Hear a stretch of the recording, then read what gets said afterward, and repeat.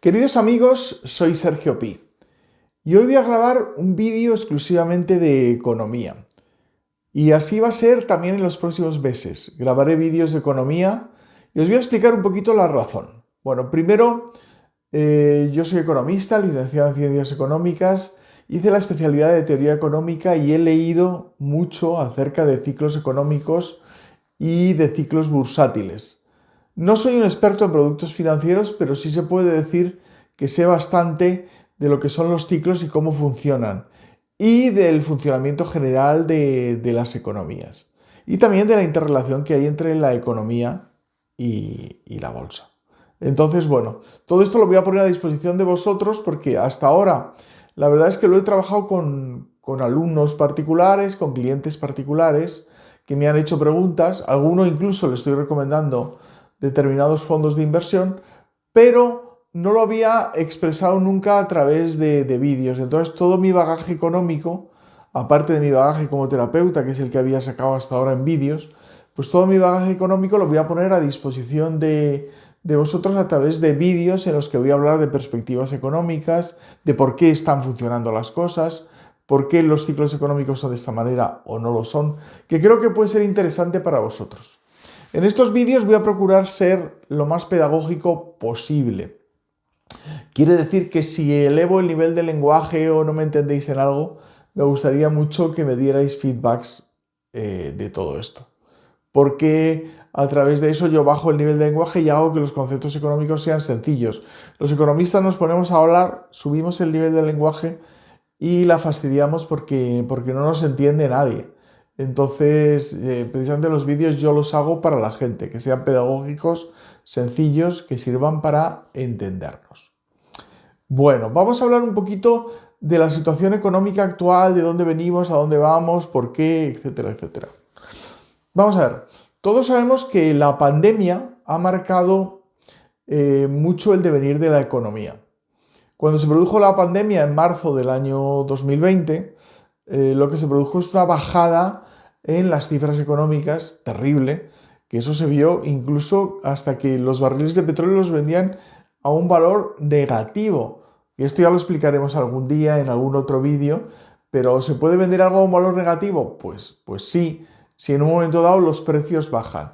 Y es que la crisis que se produjo a través del coronavirus, crisis económica, en el año 2020, nos llevó a una crisis deflacionaria, o sea, de bajada de precios. Y ahora voy a explicar lo primero, la diferencia entre una crisis inflacionaria y una crisis deflacionaria. Y voy a empezar por la primera, por la inflacionaria. ¿Por qué? Porque es más sencilla de entender. Todos entendemos que si suben mucho los precios, la economía no está bien y de alguna manera lo pasamos todos mal porque la luz se vuelve más cara, por cierto, está pasando ahora, y otros productos básicos también suben. Con lo cual, si nuestro sueldo sigue siendo el mismo, perdemos poder y capacidad adquisitivo y tenemos un nivel de vida más bajo. Entonces, ¿de dónde vienen principalmente las crisis inflacionarias en los últimos años? Bueno, las crisis inflacionarias de los últimos años vienen de la crisis del petróleo en el año 73. ¿Qué se produjo en el año 73? Ya verás que esto tiene mucho que ver también con lo que se puede producir en día o con lo que estamos viviendo. La crisis inflacionaria del año 73, bueno, se produjo entre otras razones porque la OPEP, la Organización de Países Exportadores de Petróleo, decidió reducir la oferta de petróleo, con lo cual los precios prácticamente se multiplicaron por 4. Al subir el precio del petróleo, subió todo en la economía. Bien, ¿cuál es la consecuencia de que suban mucho los precios? Vamos a ver los efectos dañinos de la subida de precios para tratar de entender un poco en qué punto estamos.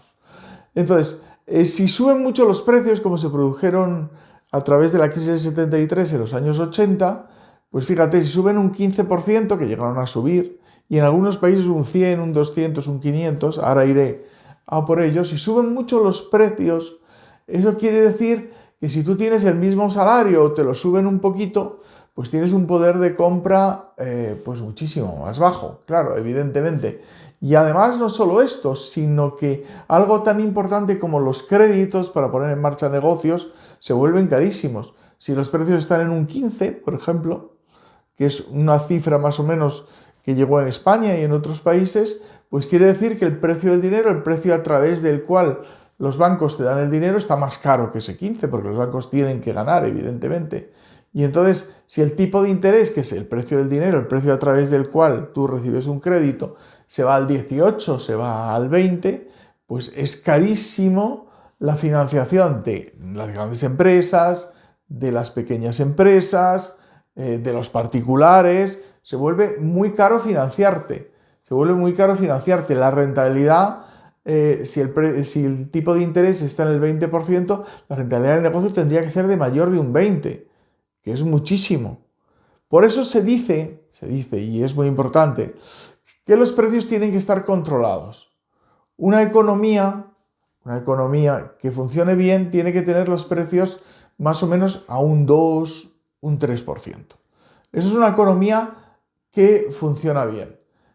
Si se disparan los precios a un 4, un 5, un 6, peligroso. Hay que tomar medidas para controlar esos precios. Tomar medidas que son absolutamente necesarias. Por eso en los años 70 surgieron las teorías monetaristas, se puso muy en boga Milton Friedman, porque se veía que si los precios subían mucho, entonces la economía iba para abajo. Entonces se producía un palabra que te voy a decir ahora, pero que te voy a explicar, no te preocupes, se llama estanflación, que es hay inflación y hay desempleo.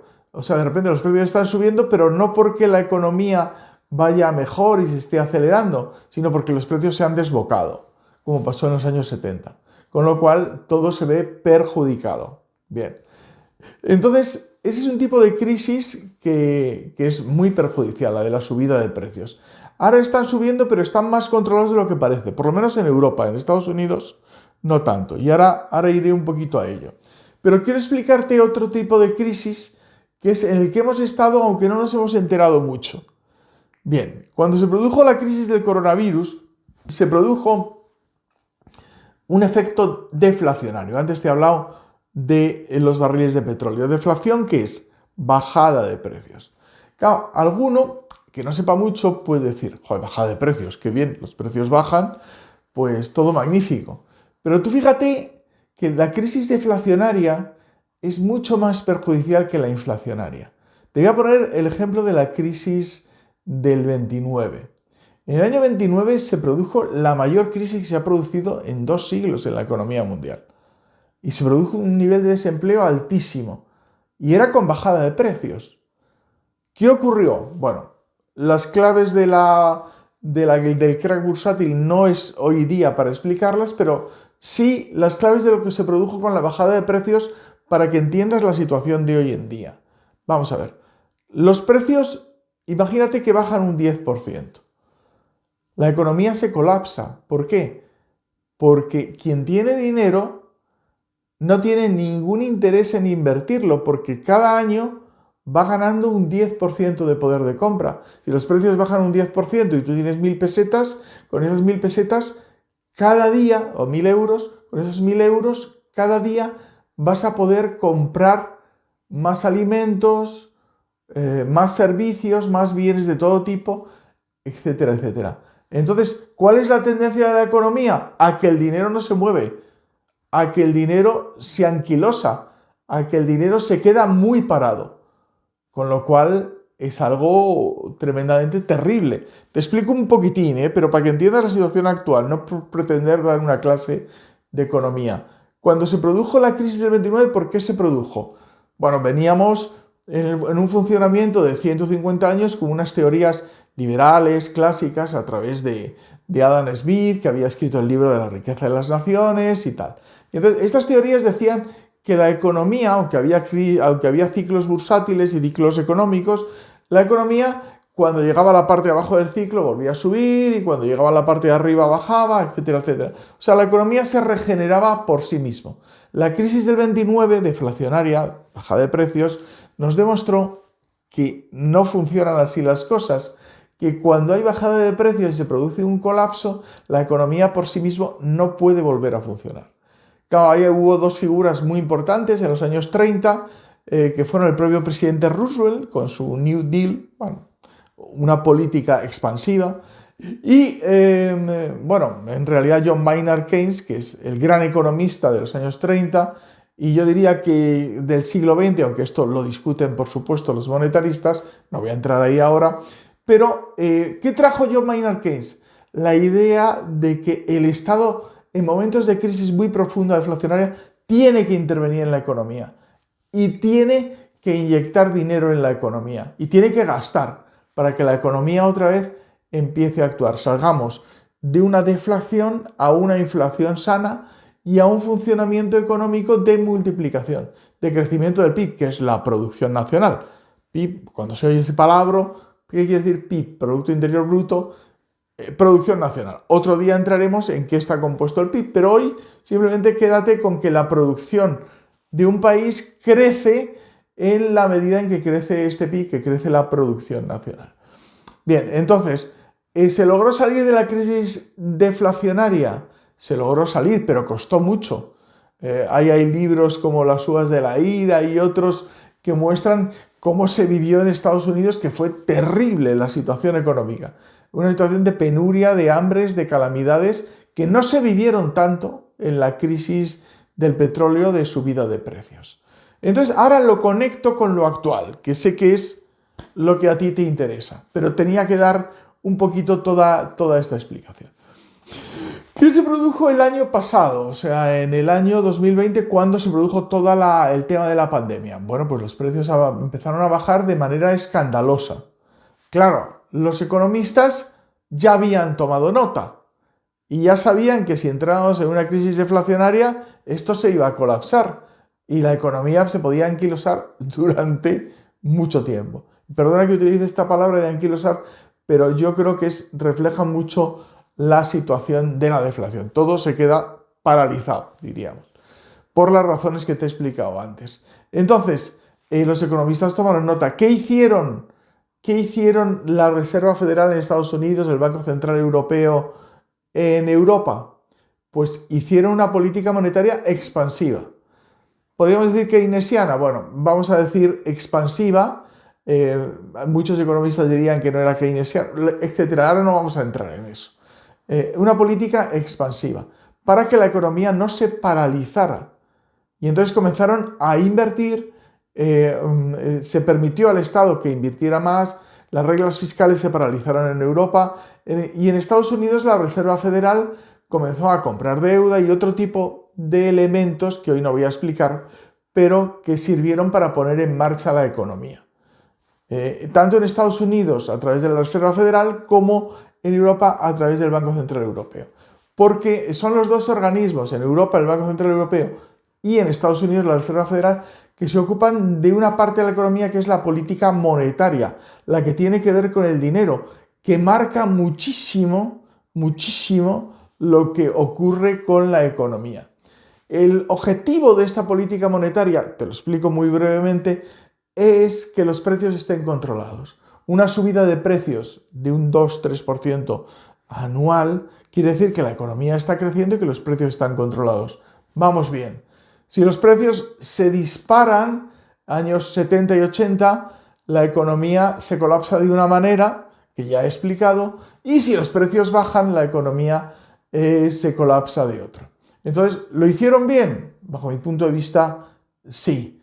Bajo mi punto de vista, sí. Bien, y ahora vamos a la situación actual. La situación actual es, ¿qué pasa ahora? Pues que claro, que han metido tantos estímulos, han metido dinero en circulación, han comprado deuda, bueno, etcétera, que la inflación se está empezando a disparar otra vez. Y si no toman medidas, pues puede ocurrir que con esa inflación disparada entremos en una crisis inflacionaria y vayamos hacia una situación económica no deseable. En Estados Unidos ya han comenzado, es lo que llaman el tapering, bueno, no te quedes con el palabra, han comenzado a tomar medidas para reducir estímulos. En Europa, la Unión Europea, Banco Central Europeo, la señora Lagarde todavía no, lo cual me parece un poco preocupante. Vamos a ver, ¿cómo está la inflación ahora mismo en Europa? 5, que puede cerrar el año con 6 más o menos. Bueno, pues esta situación de la inflación no aunque un 6% acabas de decir, Sergio, que no es bueno a partir de un 3. Sí, pero hay que hacer la media con el año pasado. Si el año pasado bajamos un 0 y pico, o sea, hubo deflación, aunque no muy alta, y este año subió un 6, de media, pues más o menos un 3. Un 3 sí es bueno para el crecimiento económico como media de 2 años. Lo que hay que hacer a partir de ahora, la señora Lagarde tendrá más elementos de juicio que yo, pero yo, en mi humilde opinión, creo que habría que empezar a retirar estímulos para que la inflación no se desboque. ¿Y cómo influye todo esto en la economía y en la bolsa? Que es, yo sé lo que a ti en el fondo te interesa. Pues de una manera muy grande. Fíjate, te lo digo muy claro. Si una economía va bien, la bolsa va bien. Y la prueba es que el año pasado, cuando, por ejemplo, cogemos el índice Nasdaq 100, el índice Nasdaq 100, que son los valores tecnológicos, lo ponemos como ejemplo, podríamos coger cualquier otro. Cuando la pandemia bajó el año pasado a 5.000, parecía que el mundo se hundía. Yo en ese momento metí mucho dinero en productos financieros porque sentía que ya no podía bajar más. Bueno, ya si el mundo se hunde, pues se hunde. Pero si no, aquello va a ir para arriba. Ahora estamos en 16.000 más o menos en lo que es este índice tecnológico y ha crecido muchísimo. Este año ha sido un buen año bursátil. Yo, fíjate, no es por nada, por eso que ahora quiero compartir los vídeos, pero yo predije muchas de las cosas que iban a pasar este año, que iba a ser un buen año bursátil, que iba a haber una crisis en marzo de bajada, en mayo. La famosa crisis de mayo es muy conocida porque muchos años alcistas, como este, a nivel bursátil, se produce aquello de selling way, salte en mayo, no recuerdo cómo es en inglés, salte en mayo y ya volverás, porque en mayo, en los años alcistas, suele bajar la bolsa. No todos, pero suele bajar. Yo esperaba una crisis también de bajada en agosto, no se produjo, pero se produjo en septiembre. Algunos agoreros ya decían que en octubre la cosa iba a ser el fin del mundo. ¿Por qué? Porque la crisis del 29 fue en octubre y otras crisis muy importantes también fueron en octubre, pero no ha sido así. Y bueno, ahora se producirá, me imagino, el rally de Navidad, etcétera, etcétera. Entonces, el planteamiento es, el resumen de lo que te digo es, la economía va bien, la bolsa va bien. Luego, invierte en valores bursátiles o en fondos de inversión donde la economía esté yendo bien. Por ejemplo, este año China está siendo un auténtico desastre. No solo por lo de Evergrande, esta empresa que ya estaba a punto de no pagar deuda que tenía y que es una empresa enorme, inmobiliaria china, que podemos hablar un día de eso. Claro, los gobernantes chinos, con esa dificultad que tienen de confundir lo que es un sistema intervencionista como el sistema comunista y el sistema de libre mercado, pues no han sabido situarse muy bien y han tomado medidas muy desconcertantes que han llevado a que la bolsa china vaya para abajo. Eso ha arrastrado el resto de bolsas asiáticas, salvo la de Japón, que Japón ahora mismo está yendo bastante bien porque los gobernantes japoneses han tomado las medidas adecuadas. Bien, con todo esto que decimos, claro, ¿por qué? Vuelvo a lo de los estímulos. ¿Por qué Estados Unidos ha empezado a retirar estímulos? Porque la inflación se le desboca. ¿Por qué Europa no ha empezado a retirar esos estímulos? Pues me quedo un poco perplejo, sinceramente, porque yo creo que sea necesario. Claro, a lo mejor hay un miedo a que vuelva la pandemia, nos volvemos a encerrar todos y entonces se produce la crisis deflacionaria. Entonces a lo mejor han acertado. Pero es que yo no creo que vaya por ahí. La economía en este momento necesita crecer. Cuando alguien necesita crecer, al final crece. Entonces, mi perspectiva es que durante los primeros 6 meses del año 2022 se va a producir un crecimiento grande. Cada año, a final de año, se produce la lectura de resultados de las empresas. Las empresas dicen cómo han sido sus resultados.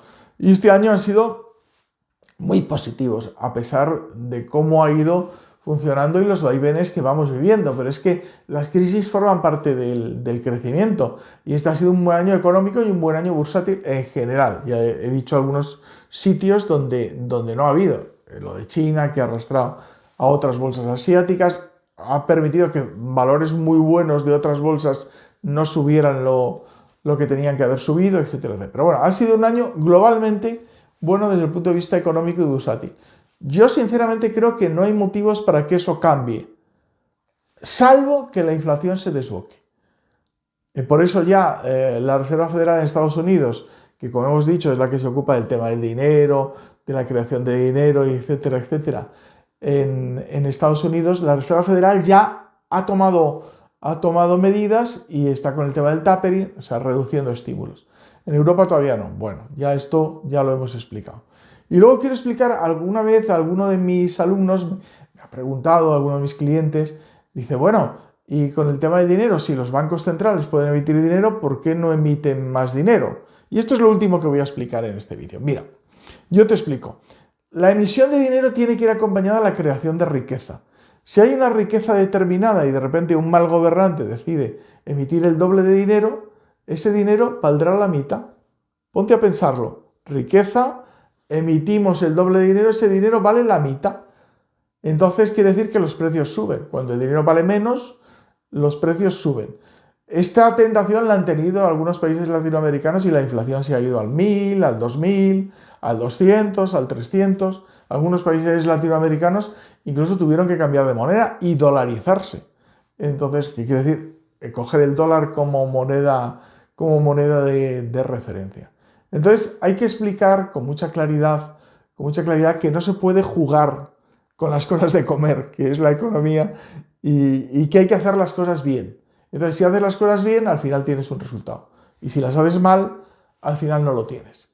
Bien, entonces, aparte de todos los vídeos de crecimiento personal para hacerte un hombre rico, que es los que yo voy sacando, y la actitud que tienes que tener, el trabajo con los pensamientos, emociones, con el sistema familiar, etcétera, etcétera, que te llevan necesariamente a mejorar tu economía, a partir de ahora voy a empezar a sacar vídeos estrictamente de economía. Y lo diré al principio por si acaso esa parte pues no te interesa, no quieres escucharlo, no te apetece, y entonces que lo sepas. Como se me da bien y suelo acertar bastante en las previsiones que yo hago de cómo van a funcionar las cosas, pues a partir de ahora haremos más vídeos de este tipo. Bueno, muchas gracias, soy Sergio Pi, vamos hacia la vida.